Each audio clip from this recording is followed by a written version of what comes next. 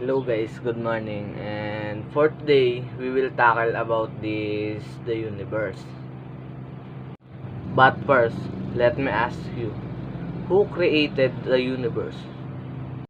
Many religious persons, including many scientists, hold that the God created the universe and various processes driving physical and biological evolution. And these processes then resulted in the creation of the galaxy, our solar system, and life on the earth.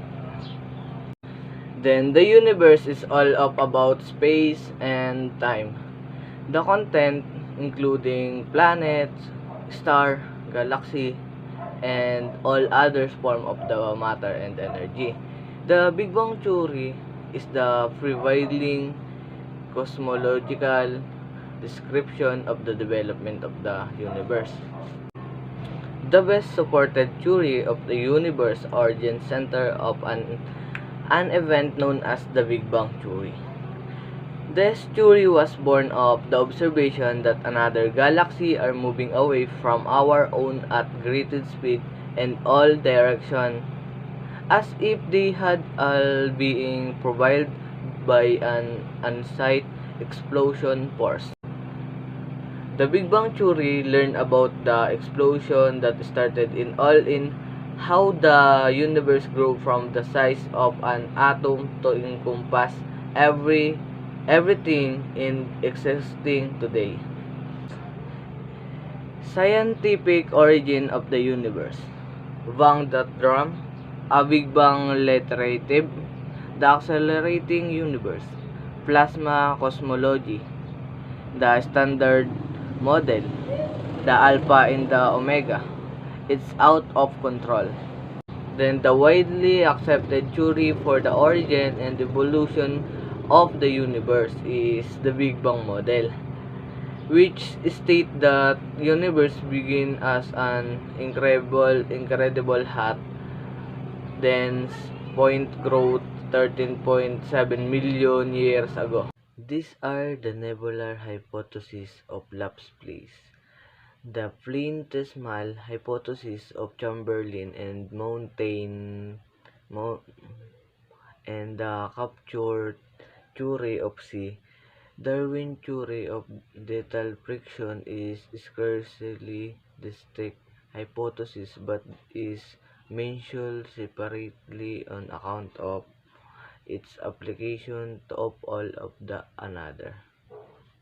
This is the right distance from the sun. It is protected from harmful solar radiation by its magnetic field. It is kept warm by insulating atmosphere, and it was the right chemical ingredients from life, including water and carbon. Distance from the sun, Earth is at the right distance from the sun, the star is orbit. Atmosphere, the perceived atmosphere makes Earth live. Water, presence of water is another key factor.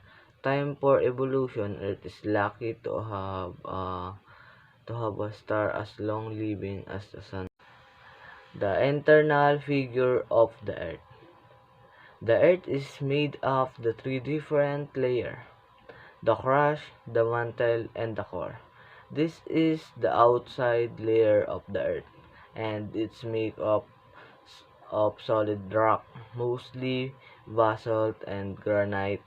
There are two types of crust, oceanic and continental. Oceanic crust is denser and thinner, and mainly po composed of basalt. The structure of the Earth is divided into to in the structure of the Earth is divided into four major components: the crust, the mantle, the outer core, and the inner core. Each layer has the unique chemical composition, physical state, and can be in fact life of the Earth's surface.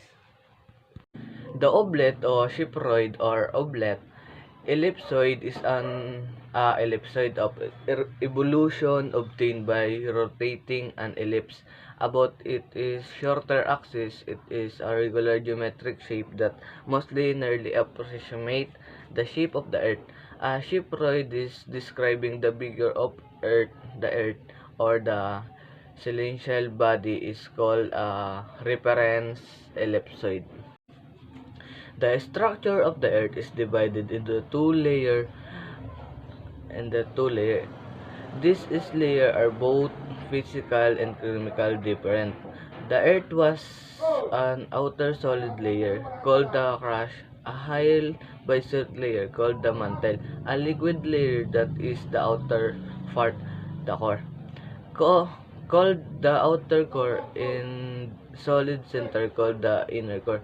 The shape of the Earth is an oblate spheroid because it is slightly slanted at the poles and bulging at the equator.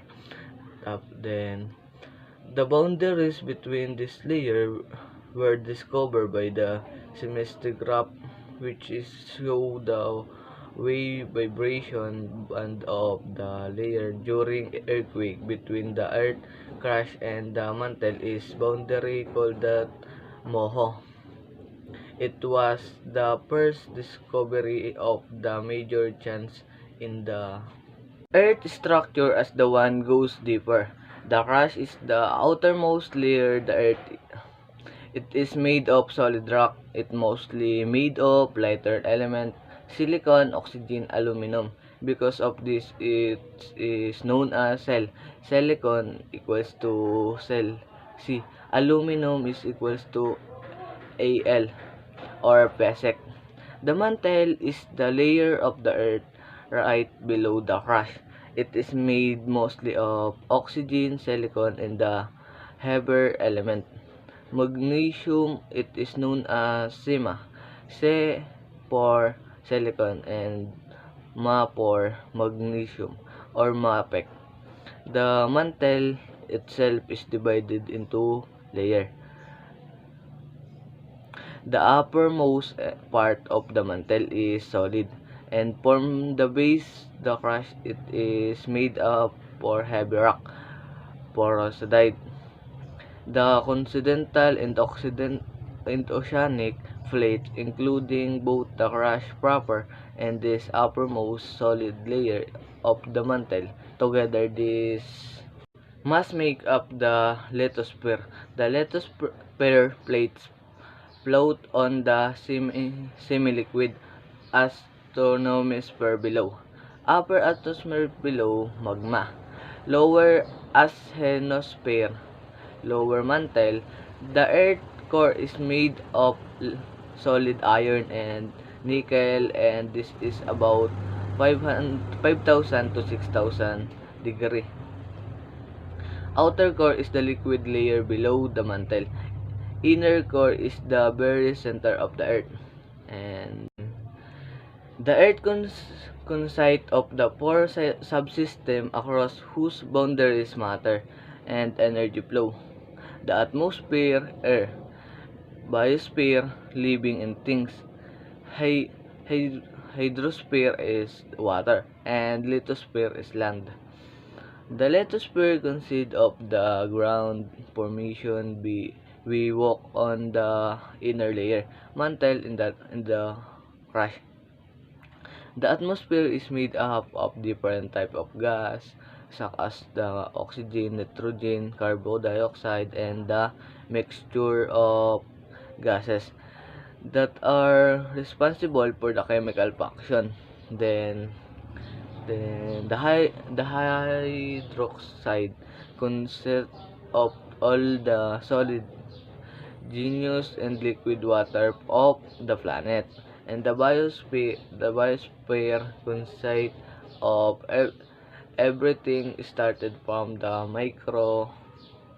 microorganism to human being.